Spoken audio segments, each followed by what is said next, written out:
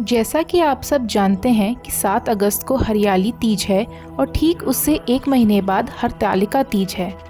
वैसे तो दोनों ही तीज माँ पार्वती और भगवान शिव के मिलन का प्रतीक हैं, किंतु कई बार लोग इनको एक मान लेते हैं। आइए जानते हैं हरियाली और हरतालिका तीज के बारे में। श्रावण मास में हरियाली अमावस्या की शुक्ल पक्ष की तीज को हरियाली तीज कहा जाता है।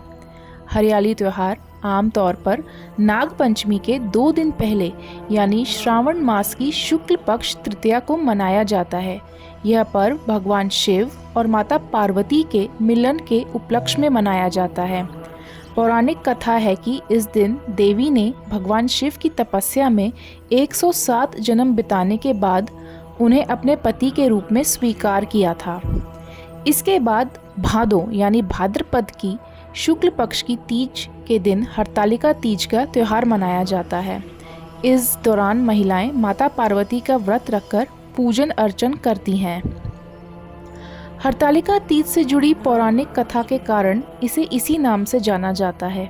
हरतालिका शब्द हरत और आलिका से मिलकर बना है, जिसका अर्थ अपहरण और महिला मित्र है।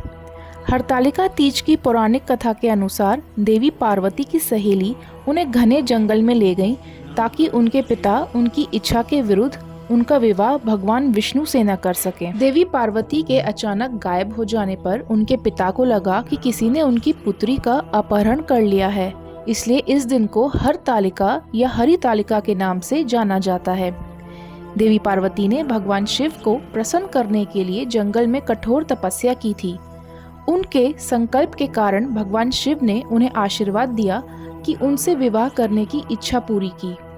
चूंकि देवी पार्वती की सहेली ने उन्हें भगवान शिव को पति के रूप में पाने में मदद की थी, इसलिए इस दिन को महिला मित्रों के बीच दोस्ती की एकजुटता के रूप में भी मनाया जाता है।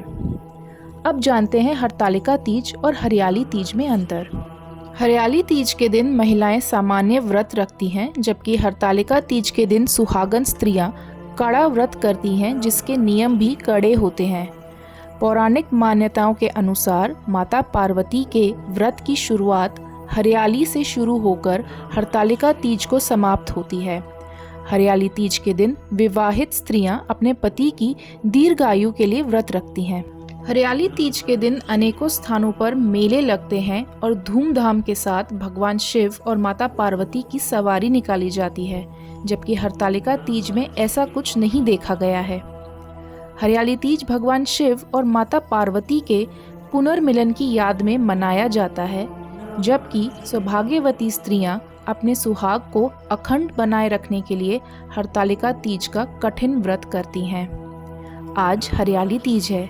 सुखी वैवाहिक जीवन के लिए हरियाली तीज के दिन दूध में हल्दी और केसर मिलाकर ओम गृहस्थ सुख सिद्धये रुद्राय नमः मंत्र बोलते हुए शिवलिंग पर अभिषेक करें।